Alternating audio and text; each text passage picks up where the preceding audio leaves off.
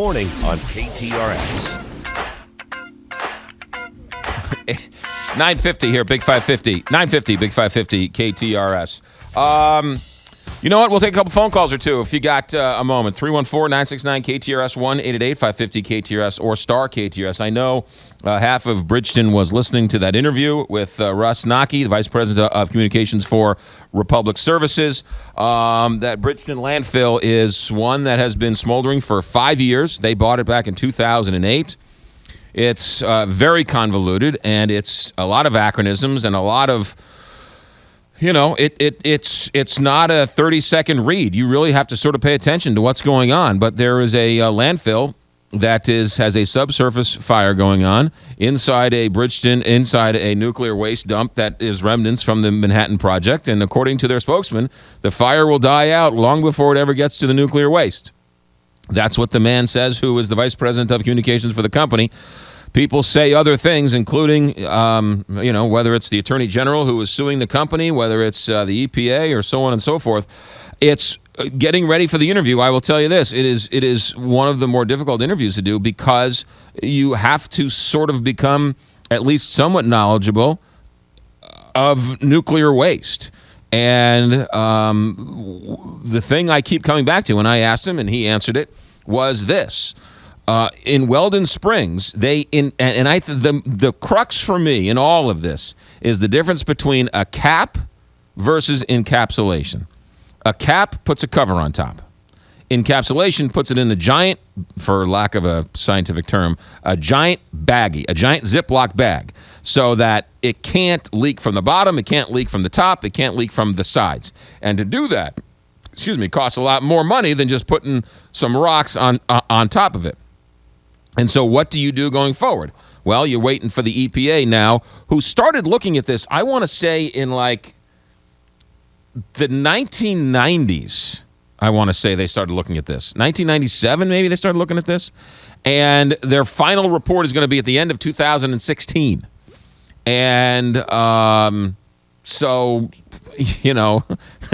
these people live in this neighborhood, continue to sort of drive by this smoldering landfill.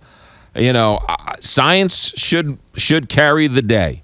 But whose scientists do you want to believe? Do you want to believe the EPA? Do you want to believe Republic Services? Do you want to believe the Attorney General's scientists? It's a really very convoluted story, and there you have it. If you missed any of it, we'll, of course, post it online with Facebook and Twitter and everything else. Donna is on the line. Donna, you're on the Big 550 KTRS. Hi, Donna. How much time do you have? Go ahead. I'll start. You start it, and I'll cut you off. I don't even know where to start. First of all, when he was talking about the EPA, their writing is part of the hysteria. EPA does not write the documents. Their engineer, Paul Rosasco, writes all the documents, and EPA rubber stamps them. And anyone who's been involved with this for 3 years knows this. Well, hold on a second.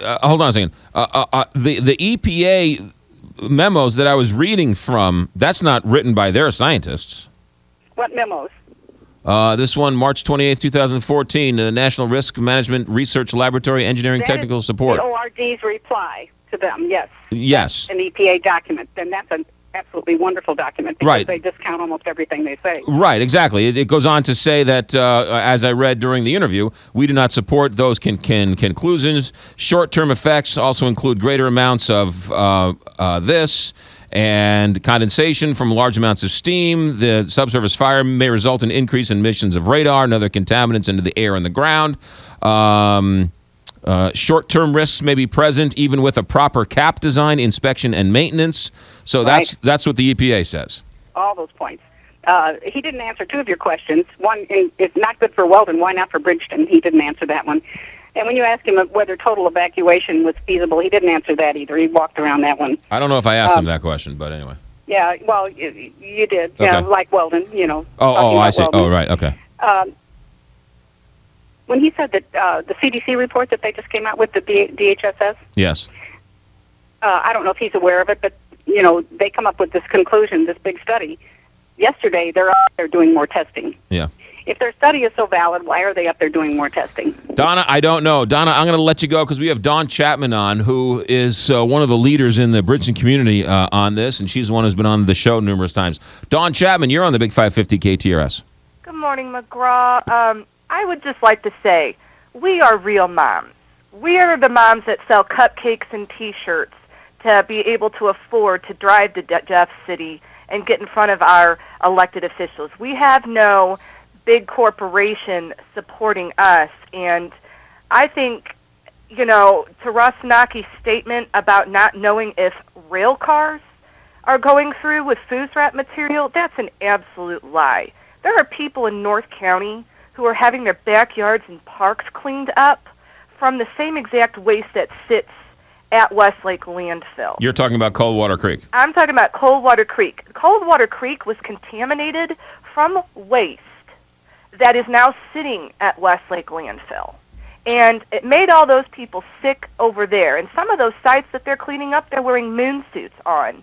And yet they say this site is safe. And hold on a second, just so we know that some of that material they're cleaning up is going on a rail and leaving St. Louis by rail car. It has been for a decade plus, over 3,000 train cars. And you can call the Army Corps and get this number. Over 3,000 rail cars have left for the past 12 plus years without incident. So not only that, McGraw, but we get waste trucked through here all the time. In fact, the Coalition to Keep Us Safe, one of their biggest supporters, is a state representative. I got to tell you, he makes his living trucking hazardous waste. He owns a hazardous waste. Hold on, back up a second. I got a minute here. Explain this to me. Okay, so who is the state representative? Glenn Kolkmeyer. Glenn Kolkmeyer does what now? He makes his living. He has he owns a hazardous waste trucking company.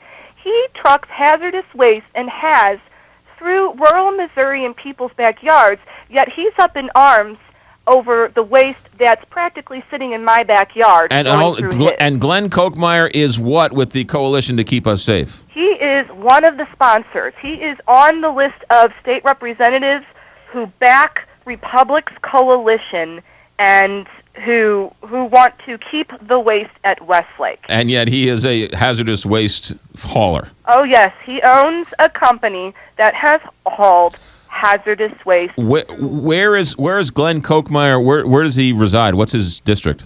I believe he is, I'm not really sure. I think he's like Wentzville, out in that area. But, it's very upsetting because, again, this waste has been cleaned up. Weldon, all these other areas in St. Louis, this has been going on for decades here. And suddenly when a company doesn't want to pay for the most expensive alternative, an opposition that they sponsor shows up. Dawn, I got to run. Thank you for your time. Thank you for calling. All right. We'll have it up on KTRS.com and on all the social media pages in a short amount of time. So thanks for listening. Thanks for calling. Martin Kilcoyne comes your way next. A tout à l'heure.